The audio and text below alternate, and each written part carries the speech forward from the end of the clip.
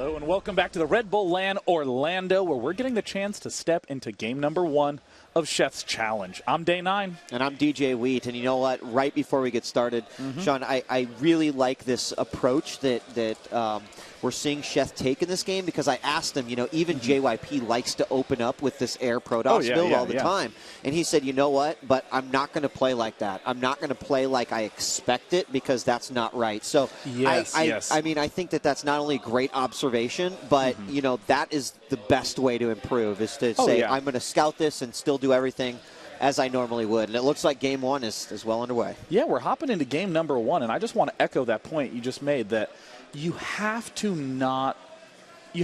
do this weird juggling mentally, where on one hand you have to say to yourself, I need to practice against this specific strategy. So, hey, I want you to do this to me 10 times in a row.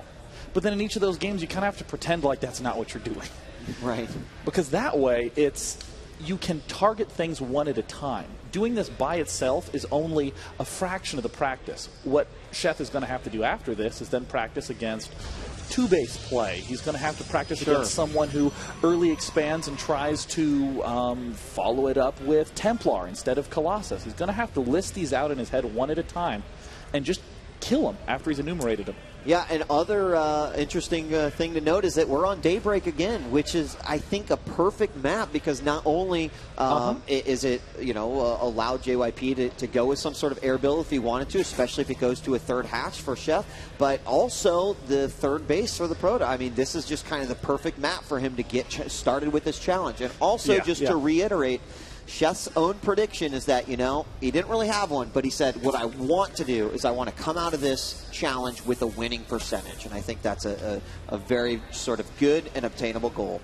Given the timeline, we'd expect that he can get about 5 of the games done in the next 90 minutes, where we're getting the chance to check him out. And I think it would be pretty tough for him to be able to do that successfully. If he played 5 games, I would anticipate a 2 and 3.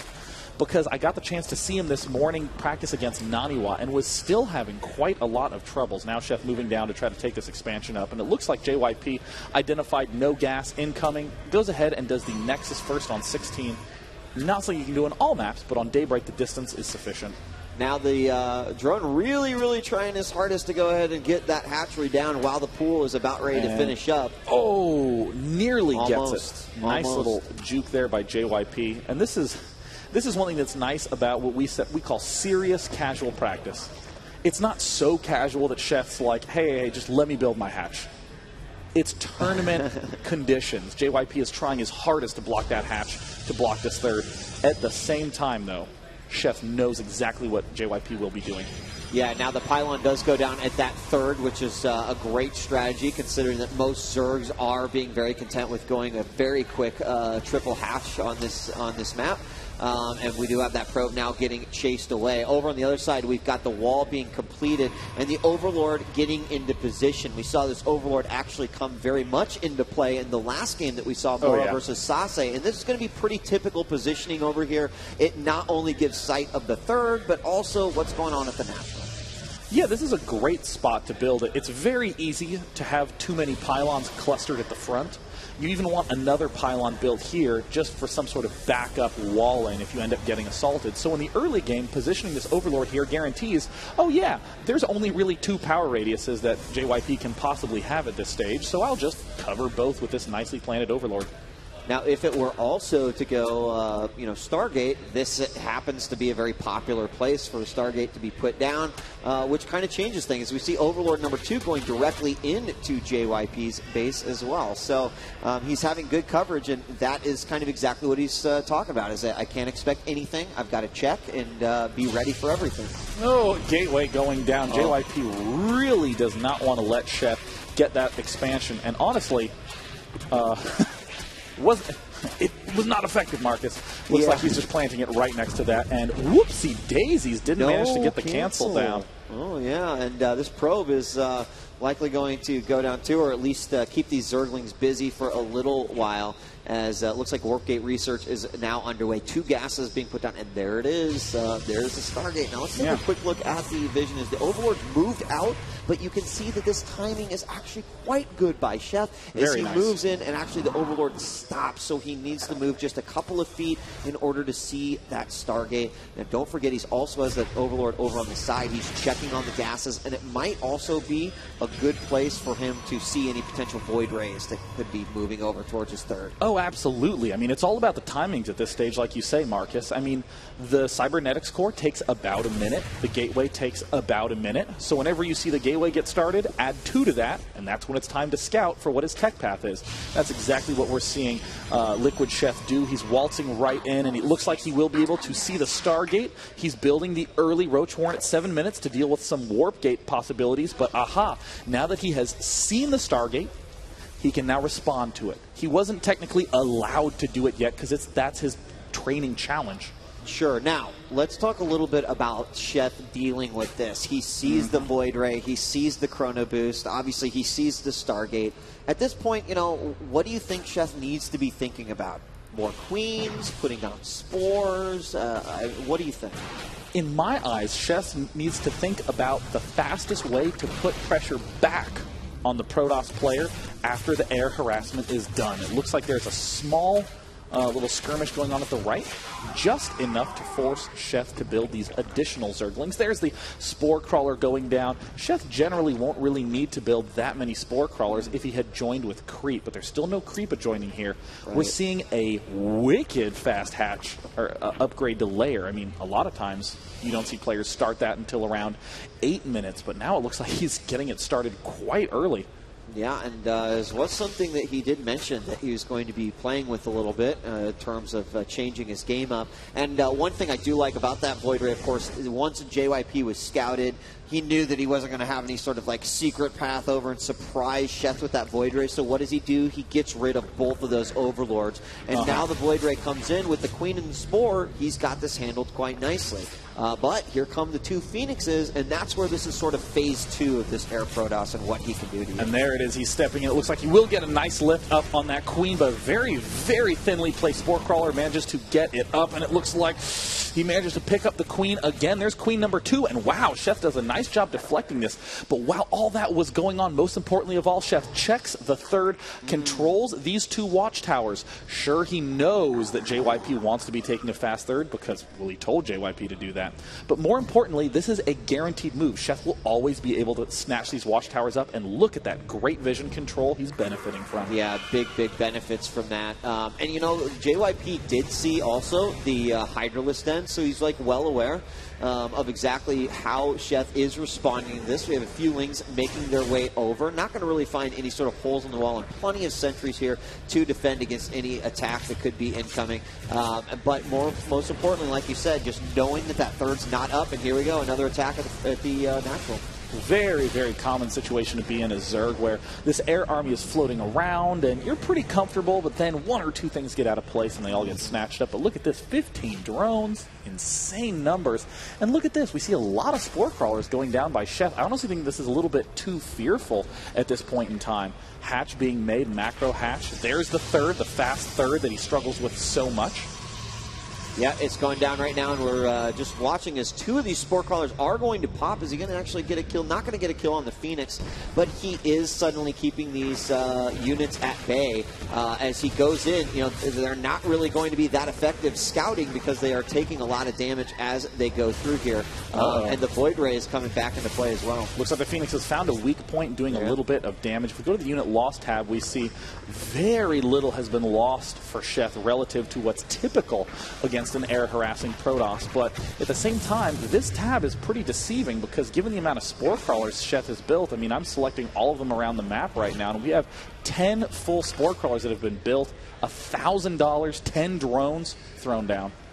So interesting, we've got +2 air coming, 21 roaches, which I'm assuming he's going to try to use to really brute force the third, and then also a Spire going down. But you had mentioned the quick hive. Yeah, wow, it's here. Yeah, there it is. It's happening 12 minutes and 30 seconds. So potentially what I see here is that using these roaches, in fact, based on the position of the Phoenixes and the Void Ray, that could be just absolutely remarkable. But don't forget that there is a ground army behind this, and JYP moving out with some Stalkers and some Sentries, and they are going to meet straight up. They are going to butt heads here as the Roaches meet with the Stalkers. Looks like Sheth doing a little bit of this surprise Roach swell, saving up all those larvae. But of course, JYP knows that he's going to build Stalkers and Sentries. It's a very nice, well-rounded army. And should anything crop up, he will easily be able to deflect. And at the same time, it looks like, ooh, he brought all those Phoenixes out of the way to allow him to get that bottom right hatch up. Some of those 10 Spore Crawlers could definitely come into usefulness right now. Easily moving down to that bottom right hatch and setting up. And a 5th base for Sheth. His Hive and Greater Spire is coming up very quickly as well. Very fast, yeah. And, you know, it was unfortunate he didn't have Burrow in that last battle, but it is being researched. And here we go, lift on all the Queens. And the Void Ray is going to only be able to focus them down a little bit at a time. One will certainly fall, and he is just trying to get that last. There it is, the Void Ray goes. Of course, the Phoenixes still remain a threat, but he saved that hatchery, and he's getting his 5th up.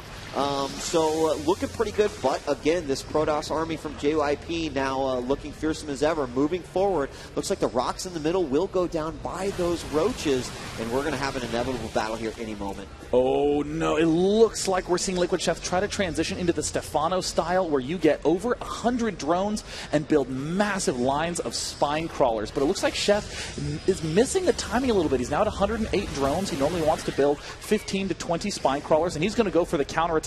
Oh my gosh, it looks like Sheth barely managed to convince JYP that it was correct to pull back, but I honestly think that if Sheth rewatches this replay, he's actually going to be a little surprised at how lucky he just got. Yeah, I completely agree. And in come the Roaches. They one-shot the cannon, going to try to take out some pylons. Now keep in mind, he's got a couple more cannons around here, so Burrow's not going to be completely effective. The Phoenixes lift up, and here comes the rest of the army. We do have a lot of the sentries in the back, so the force fields do come out a bit late. What does Sheth decide to do? He moves in, he focuses on the Nexus, but will he actually get it?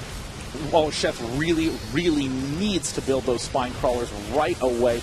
He desperately needs some way to help deal with this incredible group of Stalkers that he's up against. It looks like we see 52 Zerglings being constructed right now. Where are the Corruptors? He can begin that Broodlord production. It will be perhaps tragically too late. I honestly think that some of the nerves of being in the booth in front of this crowd are getting to him, but that's exactly why we practice this at the Red Bull LAN. That is what it would feel like at a real tournament. And there are those spine crawlers that you were asking him to get down a little bit earlier. There's a lot of Lings out here, but that is not going to be completely effective versus what we've got here. The spine crawlers really need to be up, and at this point I feel like you almost just need to build those in the back, give up this space, and that looks like exactly what he's doing. However, not canceling many of these spine crawlers. The Lings are moving in. The damage is being done by JYP, and it looks like Sheth is going to set himself up to defend. Looks like there's the mothership transition coming up from JYP, taking the 4th base. Great timing by JYP. Sheth just now finishing the +2 Carapace, trying to pull all the Queens back. Beautiful attack timing by JYP. Exactly the thing Zergs are struggling with, the 17-minute push. There's the push, also now affecting the bottom side. We see a group of Broodlords weirdly out of position. Sheth is normally excellent at positioning those drones.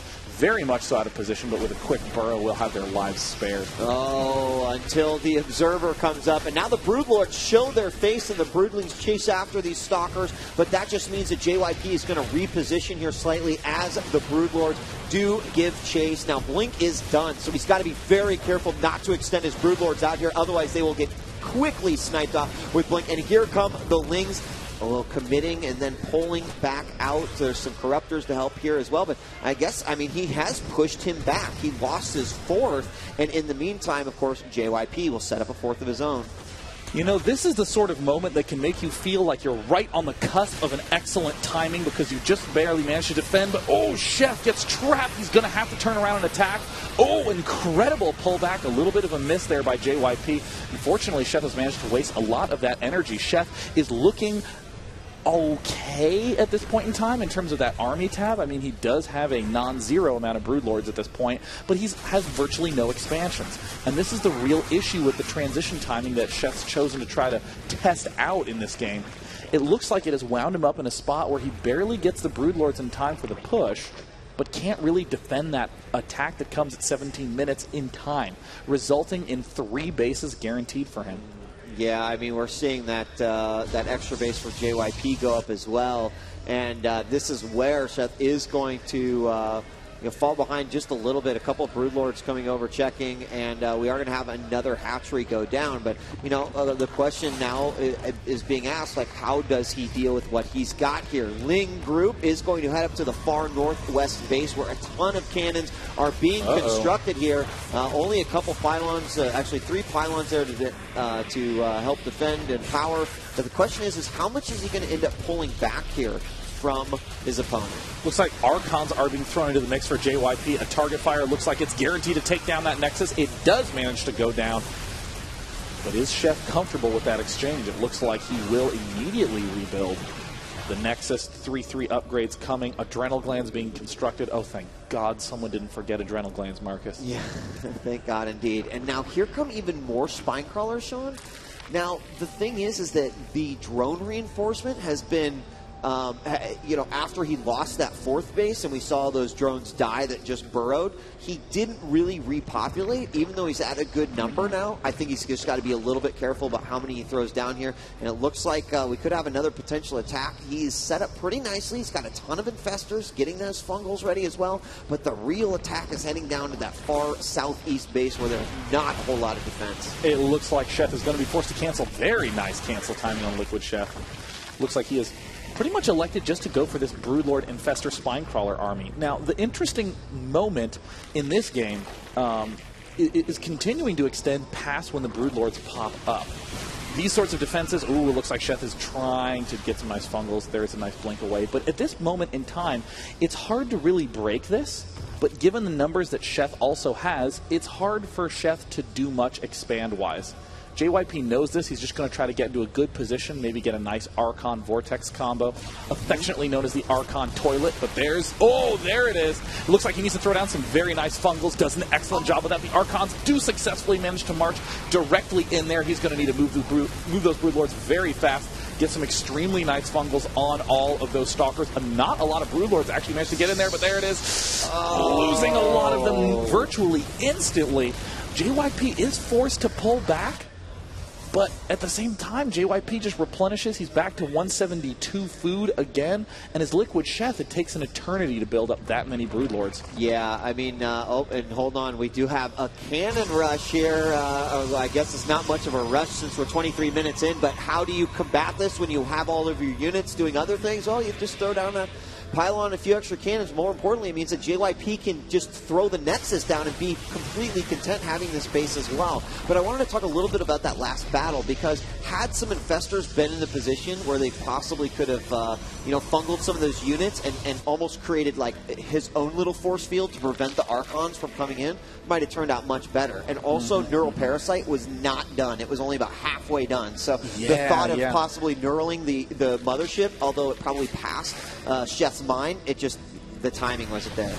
Looks like another push in from JYP. Sheth has the money unit mix, but I don't know if he has enough of them. Another nice snag on the Vortex. Can he manage to get some kind of block on those Archons? It looks like no.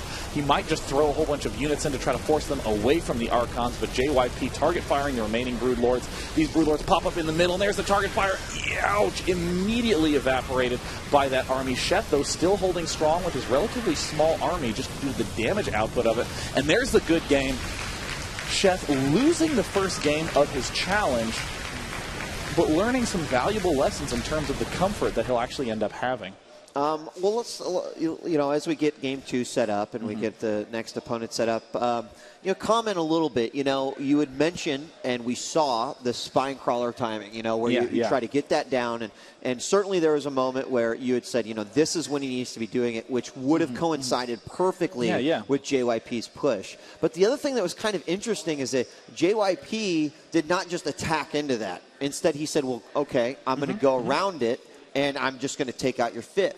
And, I think that that's just kind of an additional challenge on Daybreak specifically because, while it seems like that should be the central location for a battle, it makes more sense for your opponent to be like, okay, well, I'll just avoid it. There's no way he's going to move these spine crawlers over and have them rooted before it's time to play or before it's time to fight. So a good decision, but I guess I would actually ask you, what do you think about how are you dealing with that? Are you moving your army away? Are you exposing that forward 5th and just saying, if it goes down, it goes down? at that particular point in the game, what was your thoughts? You know, I almost feel like this is one of the big cruxes of Zerg struggling against Protoss is figuring out this timing. There's really, I guess I would say, 4 big pieces that you need. Infestors with your fungal growth out. The Broodlords, obviously, the huge wall of spines, but it's that 4th one that makes it so hard. The how do I get enough Ling Roach to defend against him while getting all these bases and to maybe put pressure on him if he's being too greedy. And looks like JYP even having a little brief discussion with Sheth about some of the adjustments for those strategies. Believe me, you will not see that in a tournament. Exactly. Hey, look, I just beat you, but let me tell you how to beat me next game. I really want you to win. I'm rooting for you. Yeah, that doesn't happen too often, does it? So we're going to get started here in just a moment.